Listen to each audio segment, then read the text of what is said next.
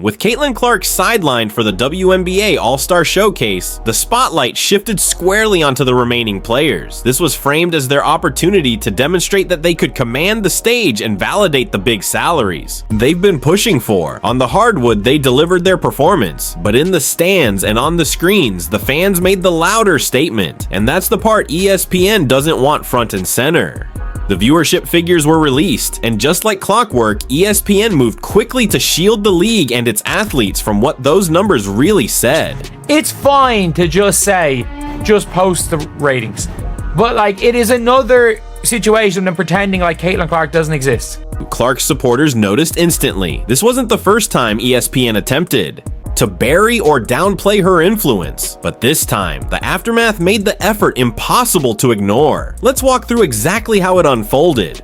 But before that, hit the like button if you're sick of ESPN's spin and subscribe for more breakdowns on Clark and the WNBA. Now, ESPN has developed a pattern with Caitlin's effect on ratings. They don't outright falsify anything, but they absolutely avoid telling the complete picture. They cherry pick. They'll highlight data that sounds impressive while leaving out the parts that would reveal the whole truth. And when it comes to Clark, the numbers they skip are always the ones that matter most. Take this case. Following the 2025 WNBA draft, ESPN proudly announced that television numbers had climbed 119%. On the surface, that sounds like a huge step forward for women's basketball. But look closely, the comparison was made against 2023, not the prior year. And why would 2024 be skipped? Anyone familiar with media metrics will tell you the standard is year over year, not year over 2 years. The answer is simple, because 2024 was Clark's draft, the one that brought in 2.45 million viewers. If they had compared properly, the real headline would have read, "Draft ratings fell by nearly half." And this tactic isn't unique. During March Madness 2025, ESPN rolled out the same playbook. In the early rounds, the second round, Sweet 16, and Elite 8, they compared ratings to 2023. Since Clark was active in that tournament too, the comparison looked fair enough. But once the Final Four and national title rolled around, suddenly 2023 disappeared from their talking points. Instead, they promoted the games as third highest all time. That framing sounds nice until you remember the 2 years above it were 23 and 24. Both years Clark carried her team deep. If the full picture had been shown, they would have had to admit viewership fell by over 10 million. So yes, when the league surpasses Clark's records, ESPN points it out loudly. But when they fall short, the silence is deafening. That's not oversight, it's calculated. And the ironic part? They assume fans won't catch on. They believe if they toss out enough grand-sounding percentages, the public will just assume women's basketball is exploding without Clark's presence. But in reality, the opposite happens. It's textbook Streisand effect. Trying to hide something only magnifies it. Clark's fan base notices instantly and calls them out every single time. Every selective stat, every omission, every spin reinforces one truth. She's the one fueling the surge. And they clearly don't want that narrative out, and it isn't just ESPN, it's a league-wide ecosystem issue. Every attempt by players, executives, or media to reduce Clark's importance doesn't diminish her at all. It only exposes their insecurity. At this point, it's almost farcical. When Clark was named Time Athlete of the Year, backlash was immediate, not because she lacked merit, but because suddenly some argued the entire league deserved to share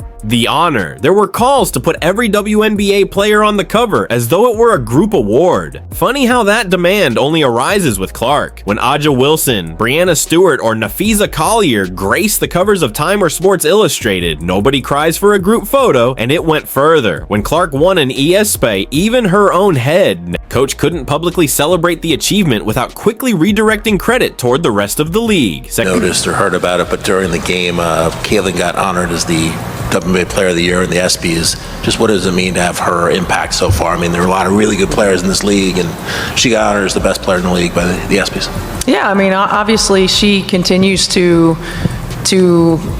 get new awards. She continues to break barriers. She continues to do things that we haven't seen before. I mean, you know, obviously you think about the Stewie's MVPs of the league, and you know, championship winners, and Asia's MVPs of the league and championship winners, and of course Sue Bird, who was sitting, you know, in the building today. And you know, Caitlin is so fortunate, as well as all these guys, really. I mean, that they don't know anything any different than the WNBA.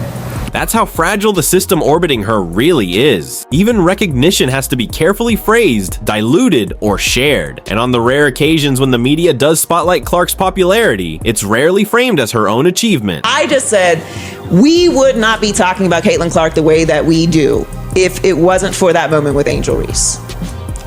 And I will die on this hill. I will die on this hill. I was with you until that. I will die on this hill. I will die on this hill. Instead, the explanation is always that it's due to external factors, a rivalry, a storyline, a broader moment, anything but the idea that the player herself is what's pulling the massive audiences. And when the evidence is undeniable that she has millions of devoted followers, those very fans are suddenly framed as a liability. The new fans are sucking life out of the WNBA right now. We'll start with you, Kels, because Lord Jesus, your team and their fans, Jesus, they be getting up in everybody's business. I think so many fans, feel they have the freedom to say whatever they want to us, and unfortunately, there's a lot of nasty things that come with it.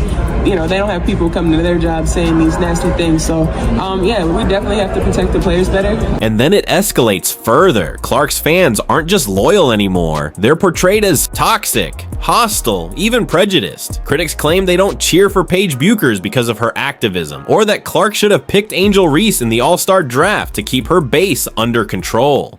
Even the Phoenix Mercury piled on with a not-so-subtle statement suggesting Indianapolis wasn't safe for players. It's absurd because the league, the athletes, and the media together seem intent on undercutting the one figure driving unprecedented growth and penalizing the very fan base that built that momentum. Deep down, they all know it, but egos and power dynamics come first. The irony is laughable because the moment Clark's audience tunes out, that very power they cling to evaporates. And right now, that leverage is everything. Players are in the middle of tense labor negotiations, hoping to capitalize on the promise of a lucrative new media rights package. But let's be honest, it's largely Clark's draw that put that deal on the table in the first place. Behind closed doors, the owners are fully aware of the truth. Despite the talking points and press releases, the league is disproportionately reliant on Clark's presence. When she's not in action, attendance and ratings don't just dip, they collapse, often by half or more. And no, that level of dependence isn't normal in professional sports. I can't imagine, folks, you know how many NBA players can get injured? And the prices would never drop to this low. LeBron James can be injured, Steph Curry could be injured, Kevin Durant could be in, and the prices still will not drop to be this low. $75?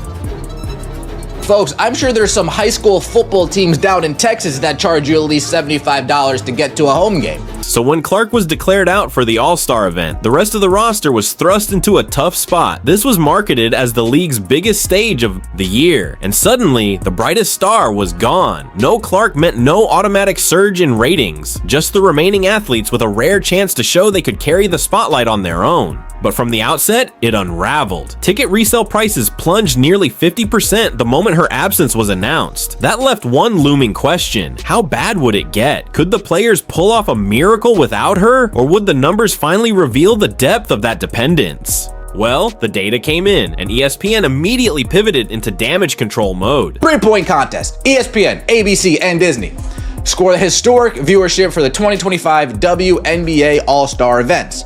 Friday, July 18th, ESPN airs the most watched WNBA skills and 3-point contest ever, averaging 1.3 million viewers, which is up 89% versus last year's WNBA skills and 3-point contest, up 89%. At first, things actually looked promising. The skills challenge and the 3-point shootout drew a significant jump in viewers compared to 2024, an encouraging sign for the league's growth. For a brief moment, it seemed like maybe the players could actually deliver record-setting engagement without Clark on the floor. But then, right on cue, ESPN reverted to the same old playbook.